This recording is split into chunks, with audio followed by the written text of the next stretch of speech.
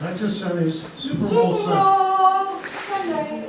So, be careful driving out there. You know there's going to be a lot of drunks probably running around after a while. We're going to talk about winning the Super Bowl. And that can be found in Acts chapter 1, we're going to verses 6 to 8.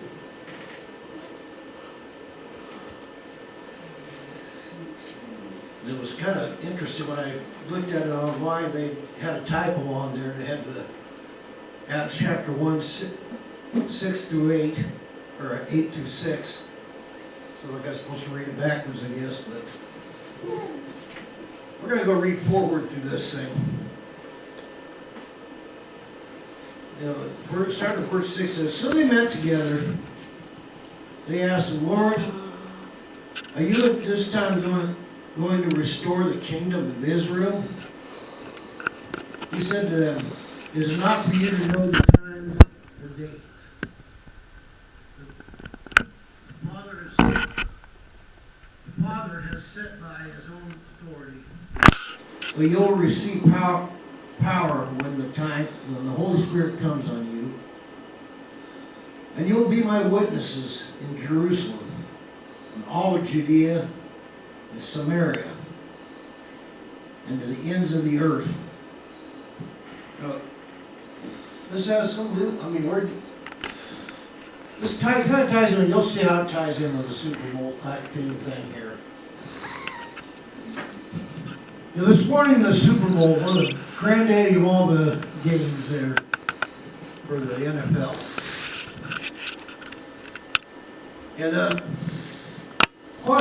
it's interesting, you can compare the Super Bowl to the Christian life. There's a greater Super Bowl right now being played year-round. One side of the field you got Jesus and his angels. Other side of it you got Satan and his demons.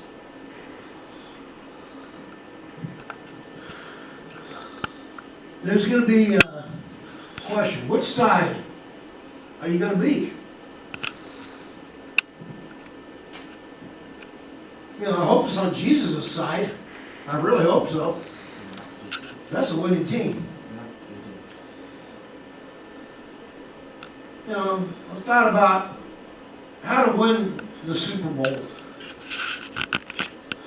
How the Christian life is compared to the sports world. I mean, they got common things, you know, in sports. A lot of times you hear about a race, a boxing match, wrestling matches, wrestling with the demons. But, you know, how can we win the Super Bowl of life? Well, first off, we need to tell everybody whose team you're on. You need to let them know whose team you're on. Now, true friends are not ashamed, really, about to stand up and be counted for their team. My wife and I are hardcore, get into the baseball into it. My wife and I are hardcore Dodger fans. I am too. She's the most hardcore. As many of you, really, as sorry to say it, a fan is not hesitant to say what team they're pulling for, really. They're not. There's fans that would fight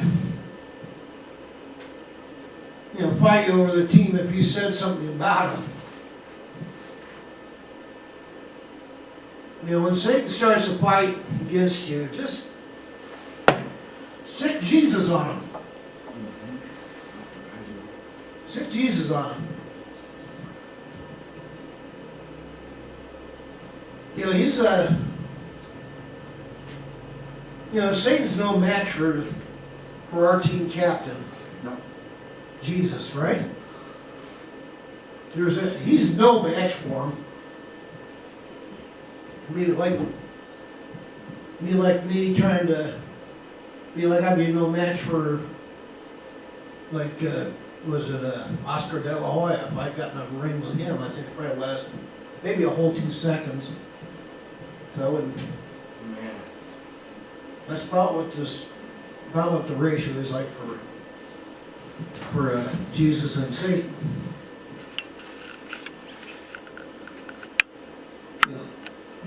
You know, Jesus already won the Super Bowl for us, right? Yep. How did he win that? Well, he died on that cross. Yep. He conquered death. He conquered the grave. He conquered hell.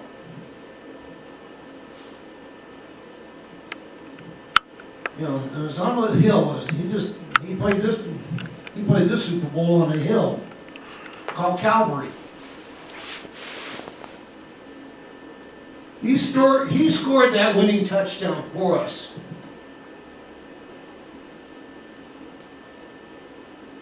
You know, shouldn't we tell everyone the good news that Satan already won, or that Jesus already won a Super Bowl of life? Satan got clobbered. He got spanked.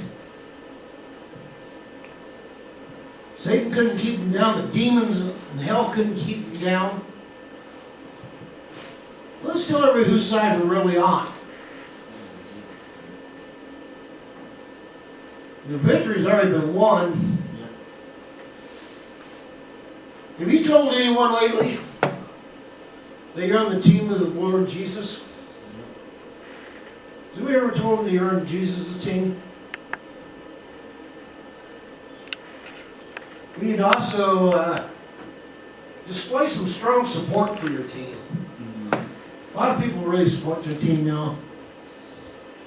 Super Bowl fans, you know, they'll spend hundreds of dollars to purchase a ticket. Sometimes thousands for tickets, depending on where they're at. Thousands of dollars to fly over and watch one game. It consists of 4 15-minute quarters. A whole grand total of 1 hour of football. That's not counting your flight, your hotel room and your food. And you go to stadiums, food's not cheap, is it? You know, a hot dog would be about $5-6. I think we went to Dodger Stadium one time. We were there, and 3 Dodger dogs and 3 waters ran me $32. It's like, that's kind of crazy. You know, no sacrifice is really too great when their team is playing in the Super Bowl as fans. You know, we're on the greatest team in the world, aren't we? Yep. As Christians, we're on the greatest team. Yep. It's called the church of our Lord Jesus Christ. Yep. We're all one big Super Bowl team. Mm-hmm. And we're winning this Super Bowl. We're gonna get our Super Bowl trophy, the Crown of Life, when we leave this earth. Join our Heavenly Father. You know, we have, as God's team, though, as a member of God's team, we have an obligation to support the church with our time, treasures. You know, we're only stewards of everything that God gave us. Everything's God's, we just take care of it. Yeah, we do. You know, God allows us to borrow them while we're here on this earth. They say you can't take it with you. Your health, your possessions, all the time belong to God. Without Him, we can't do anything. And in John 15:5, Jesus says, I'm going to look at this. Is going to be out of the King James Version, so bear with me here. I'm the vine, you are the branches. He that abideth in me, and I in him, the same bringeth forth much fruit. For without me, you can do nothing. Now, this is like a story about a lady who went to the Super Bowl. A man sitting behind her noticed that there was a seat, an empty seat beside her. He asked her if she knew why the seat was empty. Being the biggest game of the year, even, you'd think that all the seats would be filled. she said, well, it was supposed to be for her husband, but he had died. The man said he was sorry to hear about her loss. But it looked like you'd take a relative or a friend, wouldn't you? She kind of looked at him. Well, they all insisted on going to the funeral. Kind of an extreme fan there. She didn't want. She was That's wrong. That's wrong. no, this wasn't be a She human went story about. straight to the... But that's kind of on the extreme side. That's just a. They're all at the funeral. But we need to be that. We need to show some support for our team here in the church. By putting in your time, putting in whatever we can. Like that lady did. Work hard. We got to work hard for the success of your team. Think about players. They were starting practicing 6 months before the starting of the season. By lifting weights, running. I played football in high school. We had a thing, it was called Hell Week. It's in the middle of summer. Putting your pads on, you're running, you're lifting weights, and your hours on end. Normally, by the time you get done, you're dragging on the ground, crawling, begging the coach to let you go home. Barely make it to the car. And I also found out you don't drink a quart of milk before you go running in there either, in that heat. That wasn't a very good move from my part. But they began getting their bodies in shape. They run, lift weights, build up the muscles. And like I said, they also getting those pads and they're running out there. But they had the drive to win that Super Bowl. They were practicing hard. Christian life is a lot like working out for the Super Bowl, isn't it? I mean, Jesus already won, Jesus already won it. Now he wants us to get out, tell people about him. We can serve the Lord in the music department. My wife does that one. My mother-in-law does the children's department, even the Sunday school. We can all put our talents. God gave us all some talents of some sort to use. We need to put those talents to use. I mean, everybody in here needs the guts. We can visit people in a hospital. We can just make up somebody lost a loved one. Make them a meal for them. It's not that hard. We get to the point, that we got to get out and start really hustling for people, getting people to Christ. That's our mission. We're gatherers. We got to gather with people, don't we? We don't necessarily have to get on pads and get on in the three-point stance. Hey! That thing, no, we don't need to do that, but we need to actually get out there aggressively, really aggressively reach people for Christ. We need to aggressively reach people for Christ. Now, let me get back to this one here. You've got to remain faithful to your team. We've seen some fans that are kind of, I call them either waffle fan or fair weather fans. The team's doing great, they're all for them, Yeah, here comes the Raiders, and all of a sudden they start choking. I don't want to start rooting for another team. Guess what? Satan's wanting you to do the same thing. He's going to throw things in your life where you're going to start getting discouraged with the team. But you know what? I'm glad our team has one thing. We got one top-notch coach. His name's God. And guess what, folks? We got his playbook. A playbook. Every play possible to defeat Satan is in that book.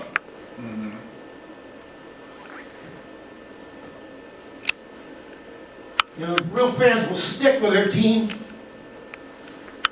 through losing seasons. You know, when the devil tempts you to turn away from God, go back to the old ways, the old lifestyle, old habits, old friends, and those TV programs, whatever. Just remember, he's already been defeated. Satan's already been defeated. He said, "Yeah, you loser." What do the kids do nowadays? Loser type thing with them. I'd probably kill that one for that.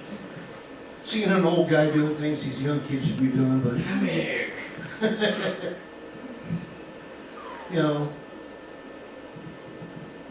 You just got to remember one thing. Satan's days are numbered. His time's limited. He's going to get it big time. You can tell that in the last chapter of the book of the Bible, the last chapter of Revelation. The sad fact is that there are not many super winners who repeat a Super Bowl win the next season. One reason maybe the players who get the team to the Super Bowl are looking for greener pastures. Somewhere else, some other team that offers them something else. Maybe more money. We get a few victories out of life, and all of a sudden we start looking elsewhere when we really need to keep our eyes on Jesus, on our coach, on our quarterback. God being the coach and Jesus being the quarterback, calling with our playbook. Because coaching is, people go to a bad coach after they start getting a couple victories with God. They'll go back to the lousy coach. And we've seen a good example of that was during the baseball season when they had when the bullpen coach, I think it was a Dodgers bullpen coach, was out on bereavement or something like that, and then they temporarily brought in another bullpen coach, and that bullpen accelerated. I mean, it started doing real good. Coaching is the best thing, and we follow God's coaching, Jesus' coaching. We can't go wrong, can we?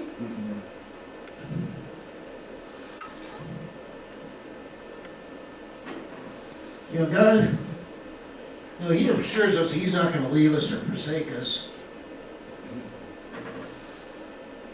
And if you look at Revelation chapter 2, verse 10, whenever you think about switching teams, just remember the words in that.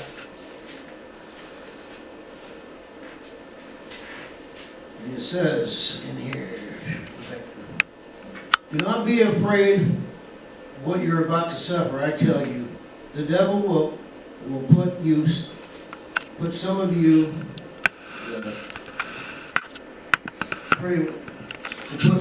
in prison to test you, and you will suffer persecution for 10 days. Be faithful, even to the point of death, and I will give you the crown of life. Man, that's the ultimate Super Bowl trophy. That fancy little thing they can tarnish up and all that these guys get. That's one thing, but we got an eternal crown of life. Man, I'm waiting to get that thing, aren't you? Amen? Let's display a passion for your team. A real player or a loyal fan is going to get excited about their team. No. I'm not much on the NFL, but my wife and I are into college ball. There's sometimes on Saturday she'll watch an Arkansas Razorback game. You talk about crazy fan. I can hear her yelling in the TV.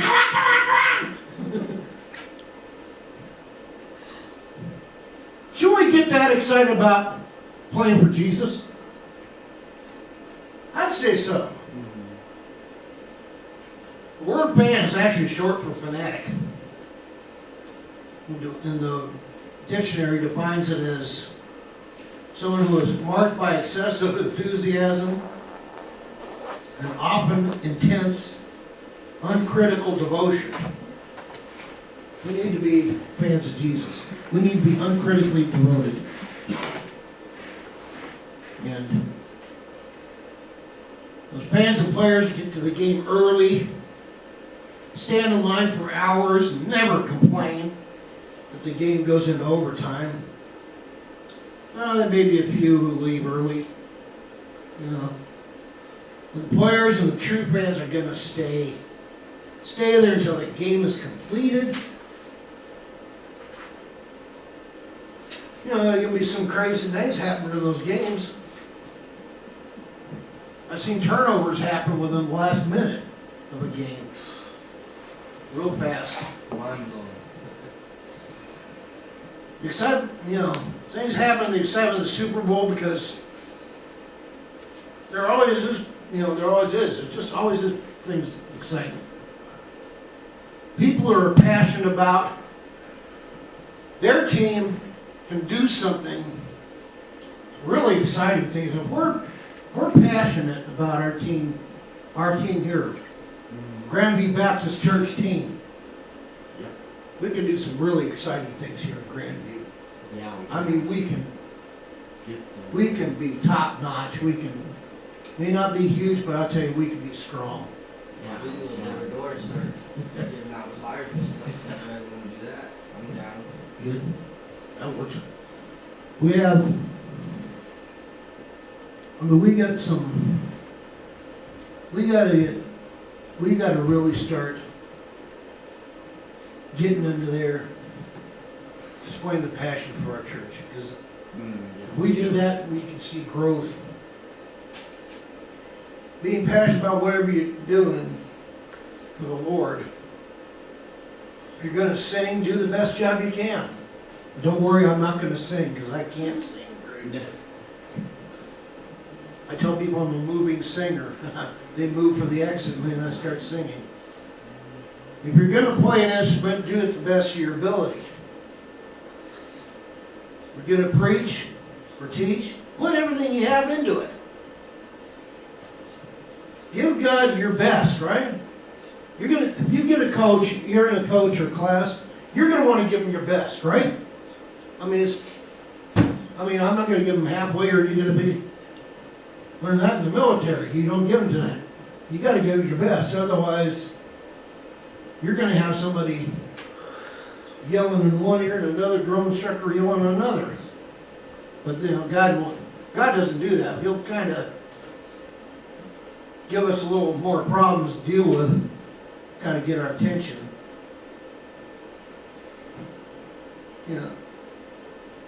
Don't give God our leftovers. God doesn't want leftovers, does he? He doesn't want to, like we've been working out all day and then you go home, you try to do something, just don't give God this half-hearted. So, here's another one. Let's join Team Jesus today. How about that? We're going to have an invitation here, and if you have ever trusted the Lord as your Savior, I invite you to do so this morning. Get on God's team. You can win the Super Bowl life. I think that's fantastic, isn't it? Yeah. Yeah. All right. We're going to lead us in invitation.